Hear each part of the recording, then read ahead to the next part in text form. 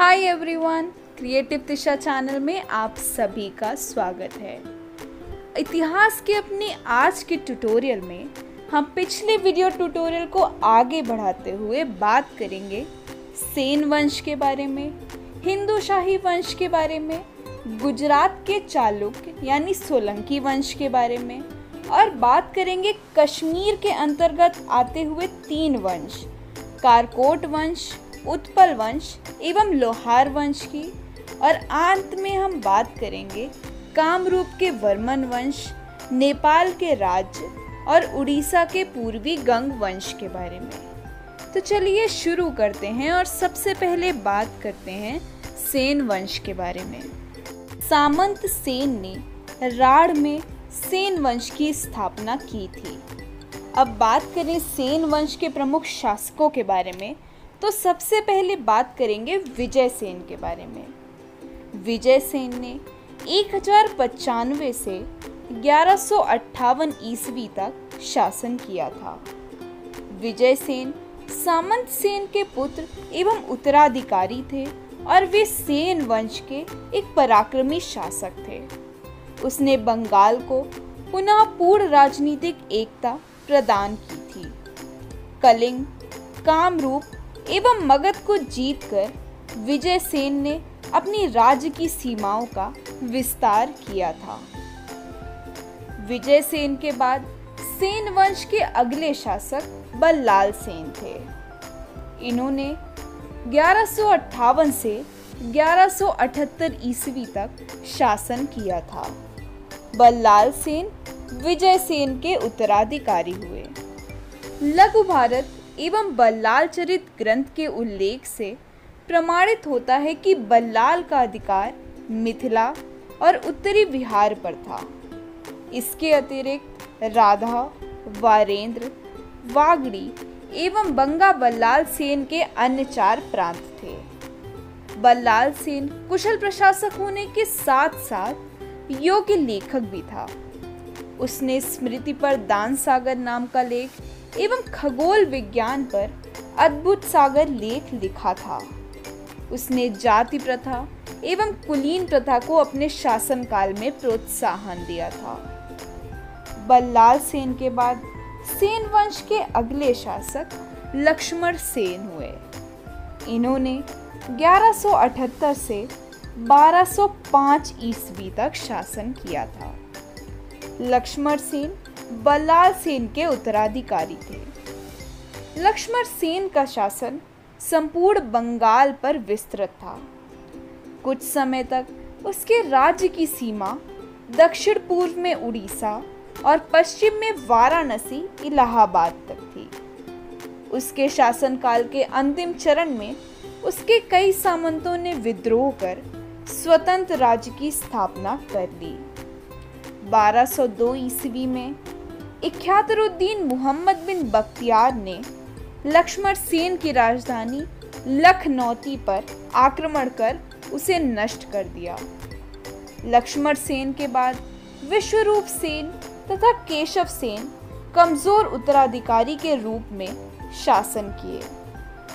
लक्ष्मण सेन के राज दरबार में गीत गोविंद के लेखक जयदेव, हलायुद्ध एवं पवनदूतम के लेखक धोई रहते थे। तो दोस्तों, अभी हमने बात करी सेन वंश के बारे में।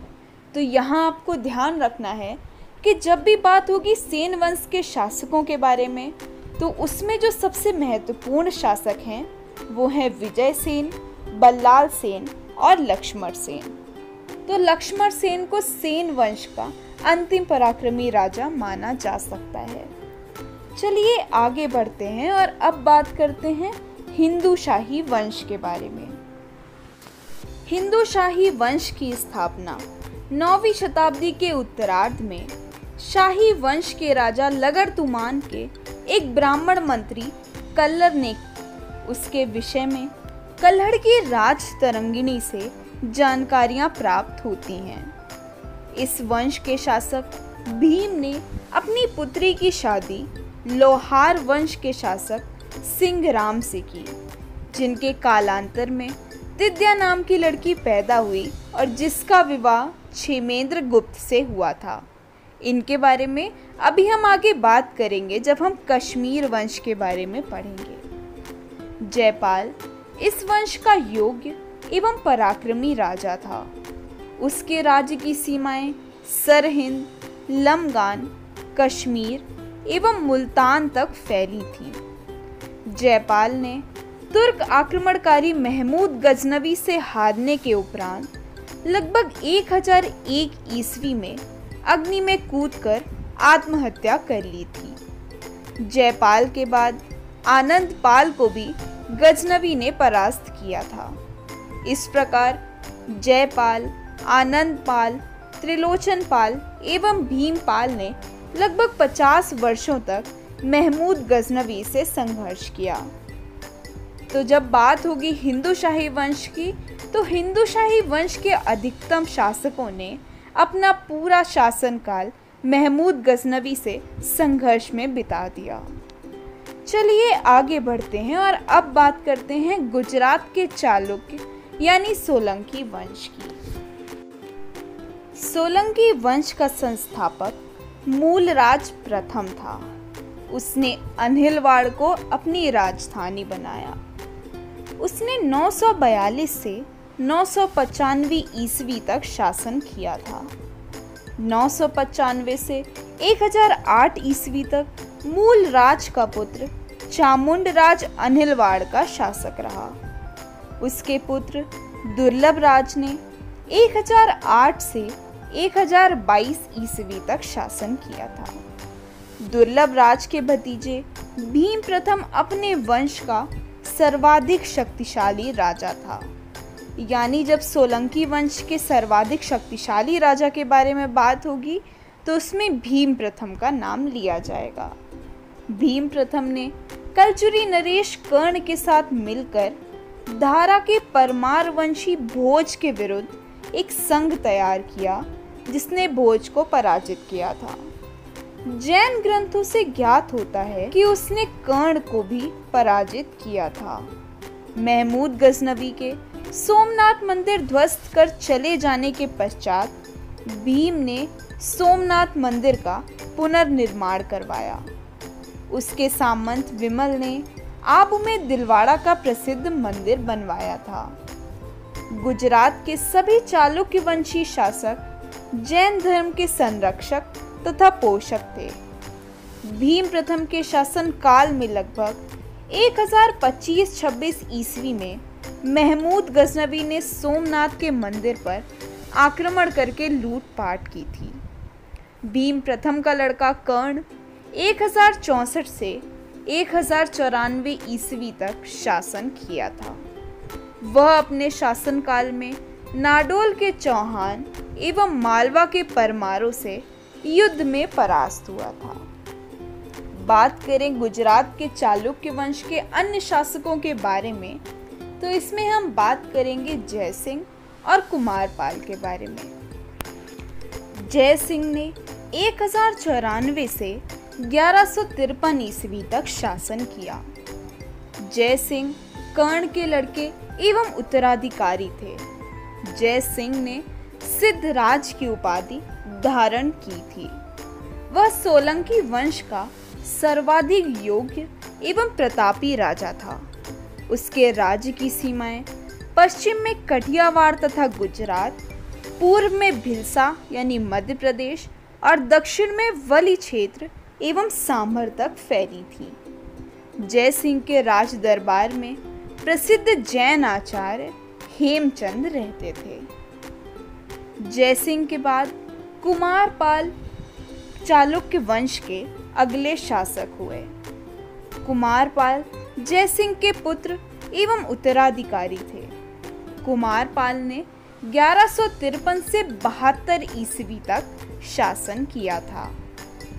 कुमारपाल ने मालवा नरेश बल्लार, चौहान शासक अर्णोराज एवं परमार शासक विक्रम सिंह को परास्त किया था। अजयपाल के लड़के मूलराज द्वितीय ने 1178 ईस्वी में आबू पर्वत के समीप मुहम्मद गोरी को परास्त किया था। मूलराज के भाई भीम द्वितीय को 1187 ईस्वी में कुतुबुद्दीन ऐबक ने परास्त किया था। भीमदेव द्वितीय के एक मंत्री लवण प्रसाद ने गुजरात में वघेल वंश की स्थापना की थी। चलिए आगे बढ़ते हैं और अब बात करते हैं कश्मीर वंश के बारे में। कश्मीर के हिंदू राज्य के विषय में हमें कल्हड़ की राज तरंगिनी से जानकारी मिलती है। 800 से 1200 ईस्वी के मध्य कश्मीर में 3 राजवंशों ने शासन किया था: कारकोट वंश, उत्पल वंश एवं लोहार वंश।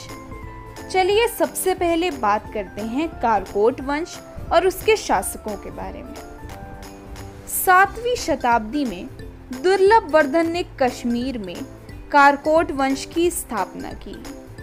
ह्वेनसांग के विवरण के आधार पर कहा जाता है कि उसके राज्य की सीमा के अंतर्गत तक्षशिला, सिंहपुर, उड़ीसा, पुंछ एवं राजपूताना शामिल थे। दुर्लभवर्धन के बाद दुर्लभक कारकोट वंश के अगले शासक हुए। इन्होंने 632 से 682 ईस्वी तक शासन किया था। दुर्लभवर्धन के पुत्र एवं उत्तराधिकारी दुर्लभक ने प्रतापादित्य की उपाधि धारण कर सिंहासन ग्रहण किया था। प्रतापपुर नगर की स्थापना इन्हीं के द्वारा की गई थी। दुर्लभक के 3 पुत्र थे: चंद्रपीड़, तारापीड़ एवं मुक्तापीड़। इन तीनों पुत्रों में तारापीड़ को कल्हड़ ने क्रूर शासक बताया है। दुर्लभक के बाद ललितादित्य मुक्तापीड़ कारकोट वंश के अगले शासक थे। इन्होंने 724 से 770 ईस्वी तक शासन किया था। ललितादित्य कारकोट वंश का सर्वाधिक शक्तिशाली शासक था। उसने तिब्बतियों, कंबोजों एवं तुर्कों को पराजित किया था। उसकी श्रेष्ठ उपलब्धि थी कन्नौज नरेश यशोवर्धन को पराजय करना। 733 ईस्वी में ललितादित्य ने चीन राज्य में अपना दूत मंडल भेजा था। विजेता होने के साथ ही ललितादित्य एक महान निर्माता भी था। धार्मिक दृष्टि से उदार होने के कारण उसने अनेक बौद्ध मठों एवं हिंदू मंदिरों का निर्माण करवाया था। उसके महत्वपूर्ण निर्माण कार्यों में सूर्य का प्रसिद्ध मार्तंड मंदिर शामिल है। ललितादित्य मुक्तापीड़ के बाद कारकोट वंश के अगले शासक जयापीड़ विनयादित्य थे। जयापीड़ विनयादित्य ललितादित्य के पुत्र थे। उसने कन्नौज के शासक वज्रायुध को हराकर अपने राज्य की सीमा का विस्तार किया था। उसे विद्वानों के आश्रयदाता के रूप में भी जाना जाता है। उसके राज दरबार को शीर, उद्भट भट्ट, दामोदर गुप्त आदि विद्वान सुशोभित करते थे। 810 ईस्वी में उसकी मृत्यु के साथ ही कारकोट वंश का अंत हो गया। कारकोट वंश के बाद कश्मीर का शासन उत्पल वंश द्वारा किया गया। कश्मीर वंश की स्थापना अवंतीवर्मन ने की थी। उसका शासनकाल 855 से 883 ईस्वी तक था। उसने अपने शासनकाल का अधिकांश समय लोकोपकारी कार्यों में व्यतीत किया। उसने कृषि के विकास हेतु अभियंता सुरा के निरीक्षण में कई नहरों का निर्माण करवाया। नगरों एवं कस्बों के निर्माण के अंतर्गत अवंतीवर्मन ने अवंतीपुर नामक नगर एवं सुइयापुरा नामक कस्बे का निर्माण करवाया। उसके संरक्षण में 2 कवि रत्नाकर एवं आनंदवर्धन उसके दरबार की शोभा बढ़ाते थे। अब हम बात करेंगे उत्पल वंश के कुछ महान शासकों के बारे में, जिसमें हम बात करेंगे शंकर वर्मन और गोपाल वर्मन की। तो शंकर वर्मन ने 885 से 902 ईस्वी तक शासन किया था। शंकर वर्मन अवंतीवर्मन के बाद सिंहासनारूढ़ हुए और उन्होंने अपने साम्राज्य विस्तार के अंतर्गत दावार भिसार, तिगर्त एवं गुर्जर को जीता। लगातार युद्ध के कारण धनाभाव की पूर्ति हेतु उसने अपनी प्रजा पर करों का बोझ बढ़ा दिया, जिस कारण से वह काफी अलोकप्रिय हो गया था। शंकर वर्मन के बाद गोपाल वर्मन कश्मीर के शासक हुए। इन्होंने 902 से 904 ईस्वी तक शासन किया था। उसके शासनकाल में कश्मीर में चारों ओर अव्यवस्था एवं अशांति की स्थिति व्याप्त हो गई थी। इसका फायदा उठाकर 939 ईस्वी में ब्राह्मण कुल में उत्पन्न यशस्कर ने कश्मीर की सत्ता को ग्रहण किया। इस प्रकार उसके शासनकाल में शांति व्यवस्था की स्थिति पुनः कायम हो सकी। 948 ईस्वी में यशस्कर की मृत्यु के बाद उसका मंत्री पूर्वगुप्त सिंहासनारूढ़ हुआ। 1 वर्ष के शासन के उपरांत 950 ईस्वी में उसके पुत्र क्षेमगुप्त ने कश्मीर की राजगद्दी को ग्रहण किया। उसने लगभग 958 ईस्वी तक शासन किया और उसका विवाह लोहार वंश की राजकुमारी दिद्या के साथ हुआ। पति क्षेमगुप्त की मृत्यु के बाद लोहार वंश दिद्या ने शासन की बागडोर को संभाला। उसने लगभग 50 वर्षों तक कुशलता से कश्मीर पर शासन किया। 1003 ईस्वी में रानी दिद्या की मृत्यु के बाद उसके भतीजे संग्राम राज ने कश्मीर में लोहार वंश की स्थापना की। चलिए अब बात करते हैं लोहार वंश की। लोहार वंश का संस्थापक संग्राम राज था। संग्राम राज के बाद अनंत इस वंश का शासक हुआ। उसने अपने शासनकाल में सामंतों के विद्रोह को कुचल दिया और उसके प्रशासन में उसकी पत्नी रानी सूर्यमती ने सहयोग दिया था। अनंत का पुत्र कलश एक कमजोर शासक था, तो लोहार वंश का अगला महत्वपूर्ण शासक कलश का पुत्र हर्ष हुआ। हर्ष विद्वान, कवि एवं कई भाषाओं एवं विद्याओं का जानकार था। राजतरंगिणी का लेखक कल्हड़ हर्ष का आश्रित कवि था। राज्य में आंतरिक अशांति के कारण हुए विद्रोह में लगभग 1101 ईस्वी में हर्ष की हत्या कर दी गई थी। लोहार वंश का अंतिम शासक जय सिंह था। अपने शासन काल में उसने यवनों को परास्त किया था। 1339 ईस्वी में कश्मीर तुर्कों के कब्जे में आ गया। तुर्क शासकों में सर्वाधिक लोकप्रिय शासक जैनुल अबिदीन था, जिसे कश्मीर का अकबर कहा जाता है। बात करें कल्हड़ की, तो कल्हड़ के पिता चंपक ब्राह्मण कुल के थे। वे लोहार वंश के शासक हर्ष के प्रशासन में मंत्री पद पर थे। कल्हड़ ने अपने प्रसिद्ध ग्रंथ राजतरंगिणी की रचना लोहार वंश के अंतिम शासक जयसिंह के समय में की थी। इस ग्रंथ से कश्मीर के इतिहास के बारे में जानकारी मिलती है। कल्हड़ की राजतरंगिणी में कुल 8 तरंग एवं 8000 श्लोक हैं। पहले के 3 तरंगों में कश्मीर के प्राचीन इतिहास की जानकारी मिलती है। चौथे से छठे तरंग में कारकोट एवं उत्पल वंश के इतिहास का वर्णन है। अंतिम 7वें एवं 8वें तरंग में लोहार वंश का इतिहास उल्लिखित है। पुस्तक में घटनाओं का क्रमबद्ध उल्लेख है। कल्हड़ ने पक्षपात रहित होकर राजाओं के गुण एवं दोषों का उल्लेख किया है। पुस्तक के विषय के अंतर्गत राजनीति के अतिरिक्त सदाचार एवं नैतिक शिक्षा पर भी कल्हड़ ने प्रकाश डाला है। कल्हड़ ने अपने ग्रंथ राजतरंगिणी में संस्कृत भाषा का प्रयोग किया है। तो दोस्तों, यहाँ पे एक महत्वपूर्ण प्रश्न ये भी बन सकता है कि कल्हड़ की राजतरंगिणी में कौन सी भाषा का प्रयोग हुआ है। तो हमें याद रखना है जबकि कल्हड़ ने अपने ग्रंथ राजतरंगिणी में संस्कृत भाषा का प्रयोग किया है। चलिए आगे बढ़ते हैं और बात करते हैं कामरूप यानी असम के वर्मन वंश के बारे में। कामरूप वंश का प्रथम महत्वपूर्ण शासक पुष्यवर्मन था। उसने प्रागज्योतिषपुर को अपनी राजधानी बनाया था। पुष्यवर्मन के बाद बोधिवर्मन के शासन काल में वर्मन वंश की राजनैतिक प्रभुसत्ता का विकास हुआ। निधनपुर ताम्रपत्र अभिलेख के उल्लेख के आधार पर माना जाता है कि उसने संपूर्ण कामरूप को अपने अधिकार में कर लिया था।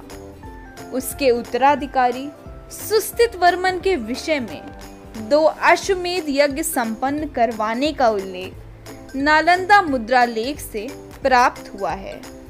उसके पुत्र एवं उत्तराधिकारी सुस्थित वर्मन, जिसे मृगांक भी कहा जाता है, के विषय में हर्षचरित के उल्लेख के आधार पर कहा जा सकता है कि उसने महाराजा धीराज की उपाधि धारण की थी। सुस्थित वर्मन की मृत्यु के बाद उसका पुत्र सुप्रतिष्ठित वर्मन वंश का शासक हुआ। उसके विषय में दूबी ताम्रपत्र अभिलेख में मिली जानकारी के आधार पर माना जाता है कि वह गौड़ नरेश शशांक से एक युद्ध में पराजित हुआ था। सुप्रतिष्ठित वर्मन के बाद उसका भाई भास्कर वर्मन कामरूप का अगला शासक हुआ। उसने कन्नौज शासक हर्षवर्धन से दोस्ती की थी। इसके विषय में ह्वेनसांग के विवरण से जानकारी प्राप्त होती है। भास्कर वर्मन वर्मन वंश का अंतिम महान शासक था। उसने समस्त कामरूप के साथ बंगाल के कुछ भाग पर अधिकार कर लिया था। भास्कर वर्मन के बाद वर्मन वंश का अंत हो गया। चलिए आगे बढ़ते हैं और आज के आखिरी टॉपिक नेपाल के राज्य को देखते हैं। गंडक एवं कोसी नदियों के मध्य स्थित नेपाल राज्य के प्राचीन इतिहास के विषय में अधिकांश जानकारी वंशावलियों, अभिलेखों, मुद्राओं एवं चीनी तिब्बती लेखकों के विवरण से मिलती हैं। वंशावलियों में दिए गए क्रम के अनुसार नेपाल में सर्वप्रथम गोपालक वंश ने शासन किया था।